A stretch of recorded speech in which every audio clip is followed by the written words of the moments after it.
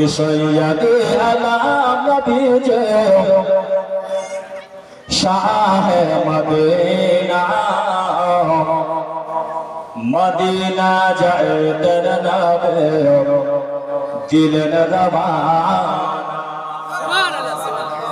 जोरे बोलो सुभानाल्लाह। দেখেন আমি মালদাতে গেছি সুবহানাল্লাহ দেখবো আপনারা কেমন বলেন। আর ওই রাখার বক্তা বলছিলেন সুবহানাল্লাহ, আমি না বলে আপনি বলতে না, আমি হাতে ইশারা করে সুবহানাল্লাহ বলেন।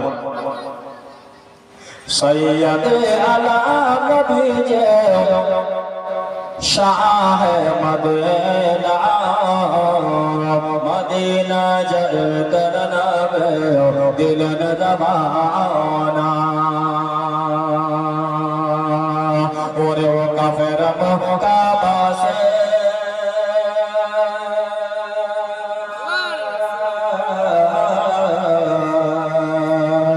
नबी के मारबो बोले फिर है बख्शने हर जहां है महबूब खुदा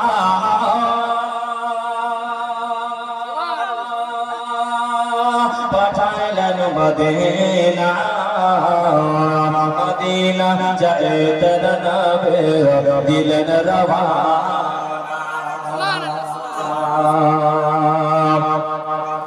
नबी बोलेन हजरत आली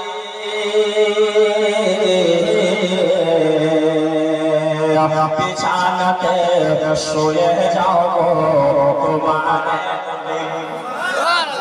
কে বলছেন মুস্তাফা সাল্লাল্লাহু আলাইহি সাল্লাম এই শের খোদা রে তুমি আমার বিছানায় ঘুমিয়ে যাও, 3 দিন পরে সোনার মদিনায় আমার সঙ্গে তোমার দেখা হবে। জোরে বলুন সুবহানাল্লাহ।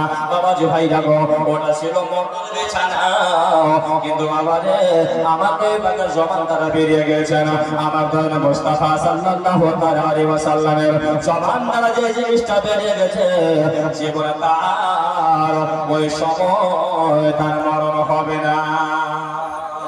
শের খোদা আলীকে জিজ্ঞাসা করেন, ও খোদা আলী তুমি কেমন নবীর বিছানায় ঘুমিয়েছিলে বলো? তখন আমার শের খোদা আলী মুশকিলে কোশা হায়দার কাজার বললেন, শোনো শোনো আমি সারা জিন্দেগি আরামের ঘুম আর ঘুমাইনি, কারণ আমার নবী পাক বলেছে আমার দিনের পরে মরণ হবে না। নবী বলেন হযরত আলী বিছানাতে শুয়ে যাও তোমার কোলে। হযরত আলী শুয়ে গেলে নবীর বিছানায় মদিনা যেতে নবী দিলেন রওয়ানা। নবী বলেন আবু বকর হিজরত করে চলে যায় গো সোনার মদিনা। নবী বলেন আবু বকর হিজরত করে চলে যায় গো সোনার মদিনা। রাতারাতি চলে নবী রাতারাতি চলে নবী মদিনা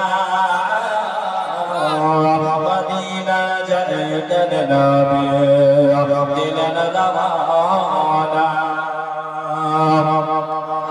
নবীজি মরণ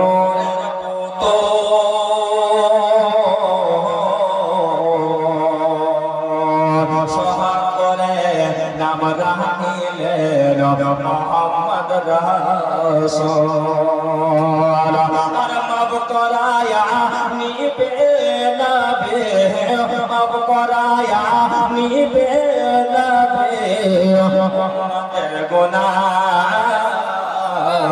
মদিনা যেতেন নবী দিলেন রওয়ানা।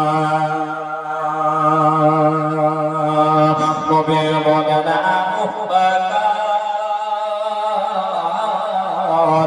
সকাল হলো লোক জানিল চলো পাহাড়েতে যায় তার সরে থেকে নবী চলেন মদিনা